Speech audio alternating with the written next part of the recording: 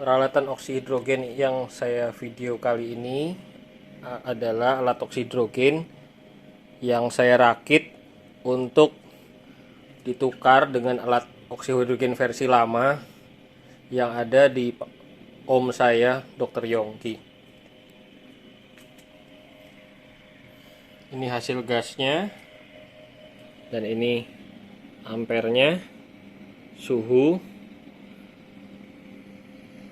Ini pengaturan 100%. Alat ini memiliki spesifikasi seperti ini, menggunakan power supply 12 volt 20 ampere,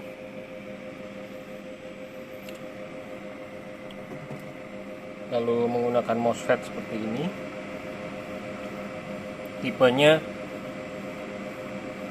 XY MOS. Ini menggunakan dry cell merek OGO yang tipe 13 plat. Susunan platnya minus, netral 5 kali, plus, netral 5 kali, minus. Karena Dr. Yongki tinggal di Bandung, agak jauh, jadi alat ini tidak saya pasangi pembalik arus. Karena pembalik arus kadang-kadang kalau lama dipakai dia akan korosi kontaknya, sehingga kadang bisa kontak, kadang enggak. Dan Dr. Yongki tinggal di Bandung, saya tinggal di Jakarta, dan itu akan menjadi problem karena jarak. Alat ini menggunakan karet yang dipakai karet warna putih susu. Karetnya ini jenis karet yang biasa untuk mixer keran panas dingin. Ukuran diameter luar karetnya sekitar 2,4 cm dan diameter dalam sekitar 1,4 cm. Tapi dalam pemasangan ini saya tarik agak lebar sampai 1,9 cm diameter dalam.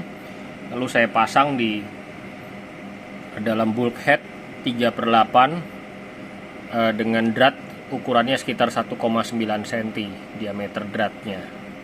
Di bulkheadnya ini 3/8 luar, 3/8 dalam. Nah, karet ini pemasangannya cukup sulit karena kalau karetnya nekuk maka dia akan bocor. Dan sebelum pemasangan, kotak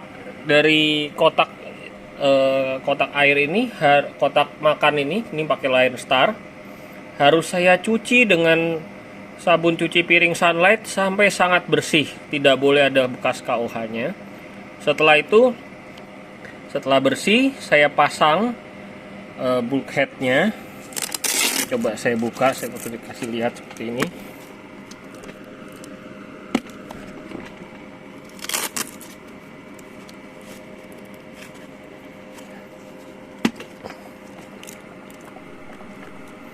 Susah kelihatan, bentar saya buka yang satunya kalau gitu.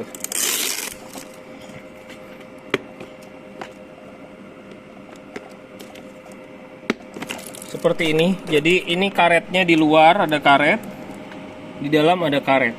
Karetnya tidak boleh nekuk sama sekali.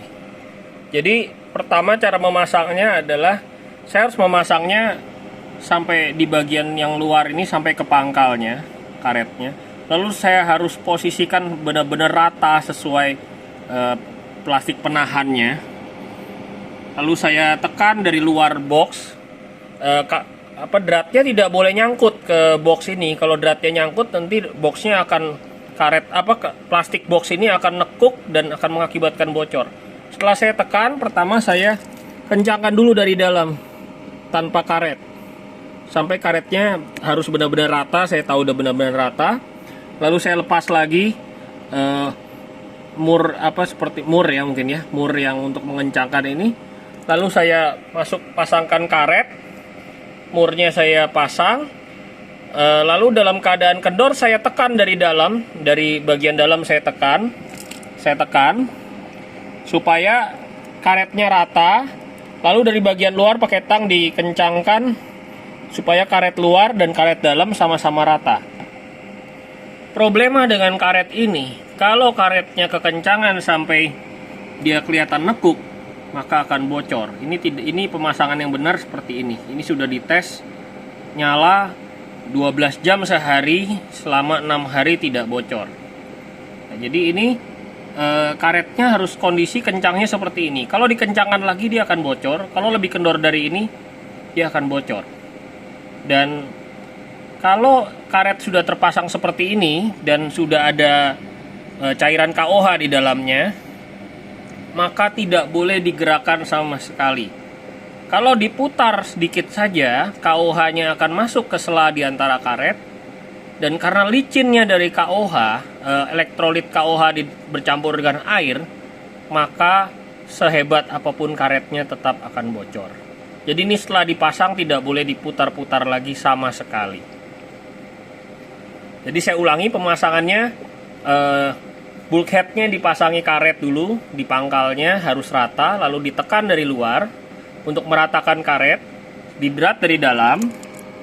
Setelah itu dratnya dilepas, pasangi karet, didrat dari bagian dalam sampai posisi karet bukan dikencangkan, lalu ditekan supaya yang bagian dalam karetnya rata, lalu dari luar diputar jadi harus pakai kunci Inggris dan tang, nggak bisa pakai tangan ya, harus terampil. Tangannya juga jangan terlalu besar, kalau tangannya terlalu besar nggak bisa masuk. Lalu setelah itu setelah terpasang tiga-tiganya, ini harus disumpal dengan sumpal semacam ini sumpalnya, disumpal, lalu diisi air penuh. Jadi 3 lubangnya semua disumpal dengan ukuran sumpal yang sesuai ukuran lubang ini, nggak boleh bocor. Lalu diisi air penuh, ditutup, ditekan tutupnya, dan ditekan kotak makannya supaya ketahuan bocornya di mana. Dan ini harus dilakukan sebelum ada air KOH. Jadi setelah dicuci sunlight dan menggunakan air bersih.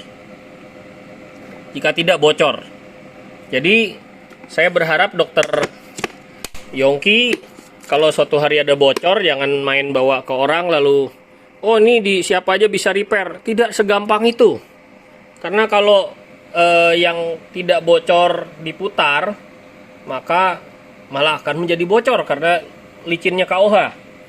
Dan kalau masangnya kekencangan, dalam 3 hari karet ini akan putus. Jadi benar-benar harus diperhatikan ketebalan karet ini menekuknya seberapa. Lebih dari seperti ini, seperti di video ini menekuknya, dalam 3 hari dia akan putus dengan sendirinya. Lalu apalagi ya, itu aja sih. Jadi ini dari sambungannya, dari power, dari listrik, lalu memberi tenaga ke power supply 12 volt 20 ampere. Di sini ada volt adjustmentnya untuk menyesuaikan tegangannya, bisa diturunkan sampai 10 volt dan dinaikkan sampai 14 volt. Setelah itu dari sini ada kabel yang 12 volt sepasang, yang warna merah dan warna hitam yang kecil ini, menyuplai tegangan ke ZK PP1K. Ini modul untuk PWM dan PDM. Jadi kalau PWM itu berapa kali on off dalam 1 detik frekuensi ya. Lalu bisa mengatur juga berapa persen on dan berapa persen off. Lalu kalau PDM itu berapa milisecond on dan berapa milisecond off. Lalu diulangi siklus on dan off-nya. Lalu ini timer DC 12 volt. Dan ini termostat, bisa diatur dia akan mati di suhu berapa, lalu turun berapa derajat baru dia akan on lagi. Bisa tiga alat elektronik ini, dari power supply tadi, kabelnya harus dilewatkan dulu ke sepasang elko. Sini elkonya kalau nggak salah berapa UF ya, 2200 UF kalau tidak salah, ini 25 volt. Kalau enggak, dia akan terganggu karena ada MOSFET yang frekuensinya bisa tinggi dan akhirnya mengganggu kerja 3 alat ini. Lalu dari yang kabel plusnya 12 volt plusnya lari ke ini voltmeter ampere meter yang jadi satu digital untuk sumber listrik plusnya. Nah, voltmeter ampere meter digital ini plusnya dari sini, lalu dia ada dua kabel, kabelnya kecil. Ini kabelnya bisa diganti yang lebih kecil lagi. Dia nyambung ke ini sun. Mungkin cara ngomong saya salah ya. Ini sun. Sun ini bisa sampai 100 ampere. Jadi saya tidak perlu kabel besar mendekati 3 alat ini, karena kabel besar dan arus yang besar akan mengganggu kerja 3 alat ini, sehingga ini harus dijauhkan. Karena ada MOSFET yang memutus sambungkan tegangan, itu bisa sampai frekuensi tinggi sekali, bisa sampai 11.000 15.000 kali on off per detik. Jadi akan sangat mengganggu. Nah, lalu untuk mensuplai tegangan ke dry cell-nya, dari power supply ini ada kabel yang besar, merah dan hitam. Kabel merah dan hitam ini, kabel yang merah langsung tersambung ini dibaut ke sini. Sedangkan kabel yang hitam, dia pergi melewati sun dulu. Ini kabel yang hitam dari power supply ini. Saya melintir ke bawah. Lalu ini kabelnya. Lalu dari sini baru bukan ke sini, ke ini dulu, ke MOSFET, saya ulangi, dari kabel yang merah dari power supply ke MOSFET. Sedangkan kabel yang hitam melewati sun dulu, lalu dia lari ke MOSFET. Dari MOSFET baru kabel ini nyambung di baut ke sini. Nah, kalau alatnya menggunakan pembalik arus, maka kabel dari MOSFET ini dibalik seperti ini. Kalau pakai pembalik arus, tapi ini tidak saya pasangi pembalik arus karena Dr. Yongki tinggalnya cukup jauh di Bandung, rumah saya di Jakarta. Jadi akan menimbulkan banyak masalah kemudian hari. Jadi kalau yang seperti ini mau mau dibersihkan platnya, atau satu plat udah kotor mau dibalik, ya tinggal baut ini dibuka, dibalik. Yang kanan ke kiri, kiri ke kanan, yang plus jadi min, yang min jadi plus, kabel ini yang di baut, dua baut ini. Cuman lebih repot, tapi lebih aman karena kalau switch seperti ini dia mudah korosi. Kalau korosi atau dia bad contact, ya dia nggak nyambung listriknya. Seperti halnya kalau baut ini kendor, kurang kencang, ya dia tidak mendapatkan voltase karena ini arusnya besar. Nah, dry cell ini karena saya pasangin dengan batu gelembung yang ukuran 8 cm yang agak besar di sini, maka mau tidak mau saya harus cor dengan lem campur ya seperti odol. Ada resin dan hardener merek Dextone yang besi dan plastik ya tulisannya. Saya harus lapisin, kalau enggak karetnya akan terdorong oleh KOH dan copot. Nah, untuk lem campur Dextone-nya sendiri tidak boleh bersentuhan dengan KOH. Jadi kalau di sini kan yang bersentuhan dengan KOH karet putihnya, karet putih seperti ini bahannya, karet putih semacam silikon ya. Nah, karet putih ini lentur dan licin sekali kalau kena KOH. Jadi kalau saya habis karet, kalau saya nggak pakai lem campur ini lalu karetnya copot, itu karetnya tidak bisa dipasang langsung, harus dicuci pakai sunlight sampai bersih, tidak ada KOH-nya, baru dipasang, baru tidak licin. Tapi begitu dia sekali licin, dia akan licin seterusnya, kecuali dicuci. Nah, karena saya pakai batu ini, batu dengan ini kerapatannya antara 300 sampai 400 mikron, sehingga timbul tekanan di kotak ini. Makanya saya harus pakai karet model seperti ini, karena tekanannya akan membuat segala sesuatunya bocor. Akan bocor di sana sini kalau nggak kuat. Tapi kalau HHO itu tidak ada bocornya juga bahaya. Kalau tekanannya terlalu tinggi, andai kata batu ini buntu, bisa menjadi bahaya karena hidrogen bercampur oksigen pada tekanan tertentu bisa meledak sendiri tanpa ada api.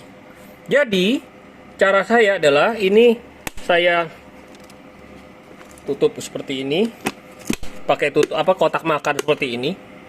Pertama, kalau amit-amit terjadi sesuatu, jika kotak makan saya meledak, ledakannya tidak akan keluar dari kotak peluru militer ini. Tapi kalau tekanannya tinggi, maka ini ada mekanisme pelepasan tekanan otomatis. Ini saya ganjal dengan spon dengan ketebalan yang sudah saya ukur yang pas. Nanti saya tutup, dia akan tertekan.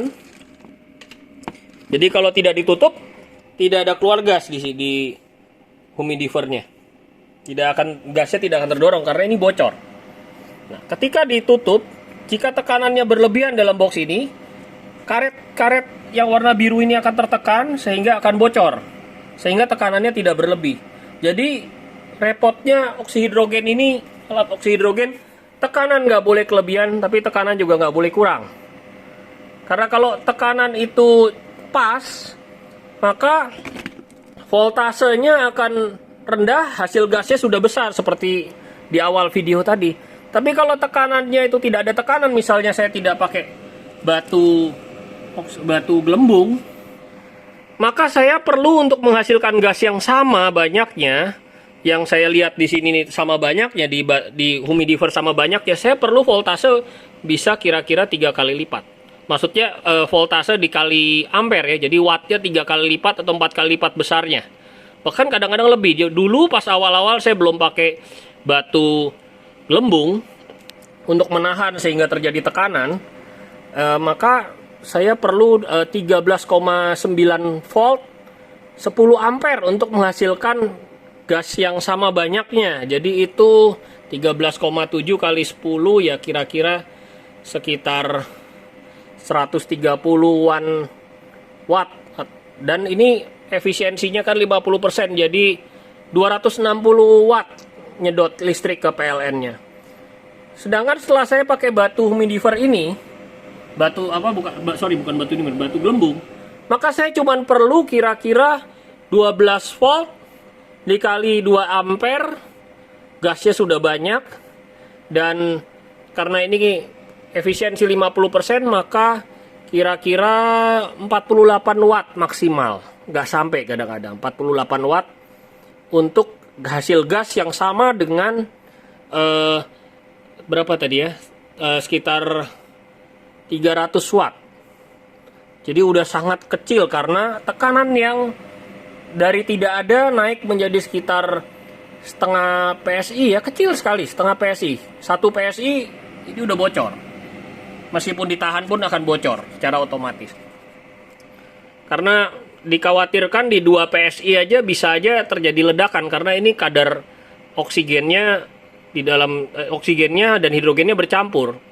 Orang kalau mau nyimpan hidrogen di dalam tabung, dia harus murni hidrogennya, tidak boleh bercampur oksigen. Dan ini 33% oksigen dan 66% hidrogen. Lalu kenapa saya tambahkan batu gelembung ini?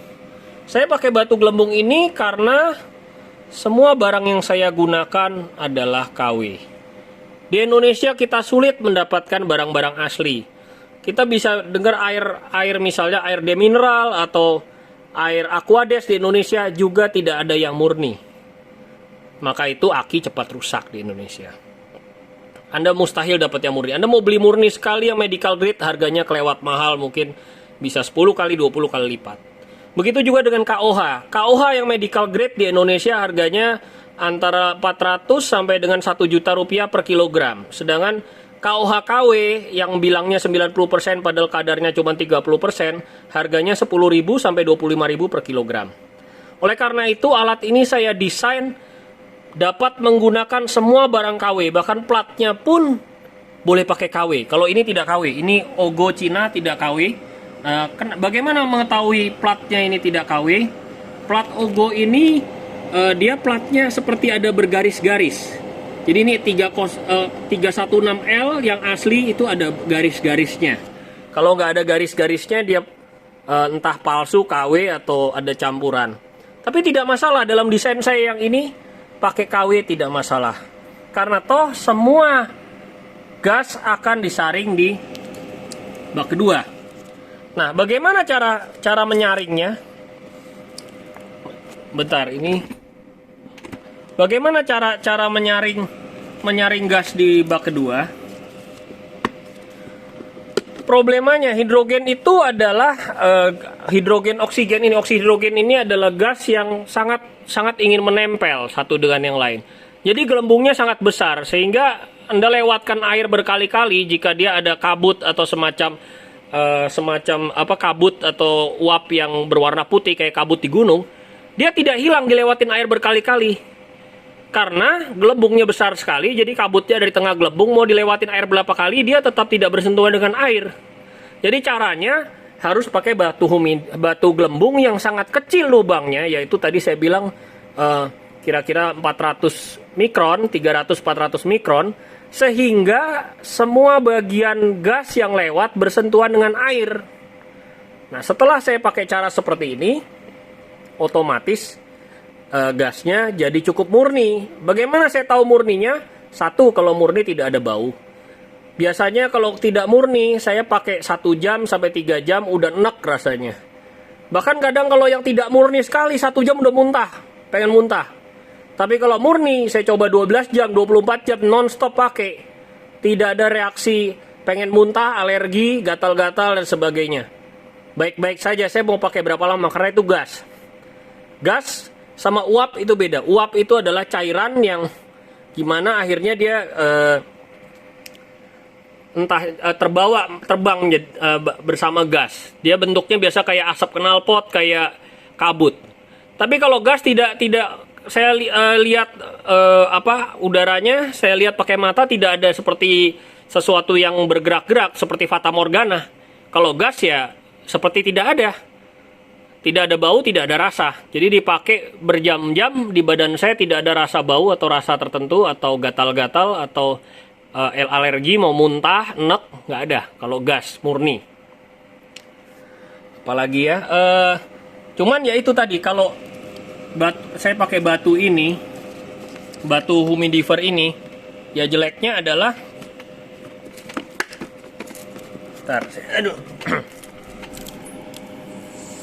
saya pakai batu humidifier nih, gelembungnya kecil sekali. Kalau saya pakai batu humidifier ini, jeleknya tekanan tinggi sehingga kemungkinan bocor lebih banyak di tiga bulkhead ini yang pakai karet pipih yang warna putih susu yang untuk mixer air panas ukuran 3/4. Jadi biasanya dipakai di mixer air panas dingin di rumah ukuran 3/4. Tapi harus warna putih ya karetnya. Kalau karena warna hitam langsung pecah. Sampai 70 derajat pasti pecah. Kadang-kadang baru pasang langsung pecah. Jadi harus putih. Lalu plat ini juga copot dan copot lagi. Banyak barang yang suka copot kalau ada tekanan. Jadi menggunakan batu gelembung ini cukup sulit pemasangannya. Bukan pemasangan batunya, tapi banyak masalah yang bisa muncul kalau kita tidak hati-hati. Nah, ini untuk memasang selang dari RO ke batu gelembung ini juga tidak bisa asal pasang. Saya sebelumnya pakai klem stainless, 2 jam sudah karatan. Karena airnya ini ada kabut yang dari bak pertama yang ada KOH-nya pindah ke bak kedua. Kabutnya karena tersaring, jadi kabut KOH-nya jatuh ke air, jadi airnya meskipun dipegang tangan nggak apa-apa, tapi menjadi agak korosif. Meskipun sedikit sekali KOH-nya, dan itu klem stainless saja hancur. Saya pakai kabel tis sebagus apapun cuman tahan maksimal 2 hari, kendor sendiri karena licin. Jadi saya pakai karet bulat yang biasanya saya pakai untuk karet bulat seperti ini. Saya tidak tahu ngomongnya gimana, karet bulat seperti ini. Tadi kalau karet putihnya Seperti ini. Ini contoh dulu saya karet putih ini putus karena saya belum ngerti, saya masangnya kekencangan. Hari kedua baru putus, tidak langsung putus. Apalagi ya.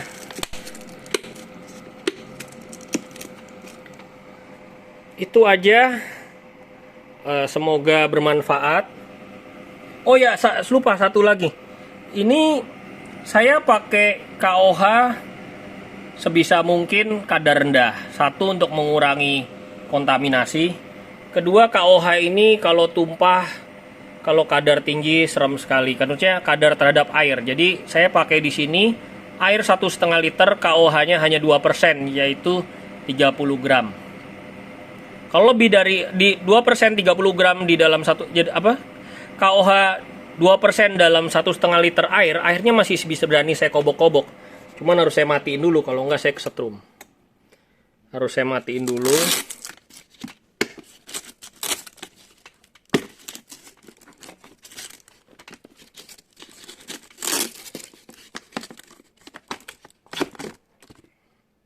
Sebentar, saya harus cari sesuatu supaya saya nggak kesetrum.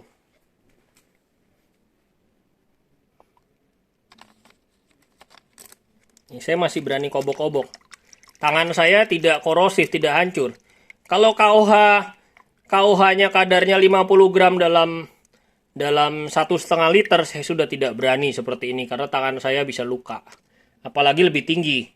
Ada orang bikin alat oksihidrogen didesain misalnya di KOH 150 sampai 200 gram dalam 1,5 liter air, jadi 10%. Itu seram sekali. Saya nggak berani karena saya pernah ngalamin kalau kena tangan langsung bolong tangannya. Oke, itu aja. Semoga bermanfaat. Buat Dokter Yongki, kalau alatnya ada masalah atau apa, jangan sungkan-sungkan telepon Vincent. Vincent akan bimbing. Cuma jangan sembarangan, siapa aja bisa repair alat ini, jangan dipikir gitu. Karena Vincent sendiri, meskipun dulu jualan barang penyok dan barang-barang cacat dan mengerti tentang desain barang, untuk meneliti barang ini Vincent perlu waktu 1,5 tahun. Penelitian, dan sudah ganti model lebih dari 10 kali. Jadi ini bukan urusan gampang, bukan susah sebenarnya, tapi jarang yang mengerti, dan untuk mengerti perlu waktu yang cukup panjang. Karena pengetahuan tentang HO di internet yang hoax. Terima kasih.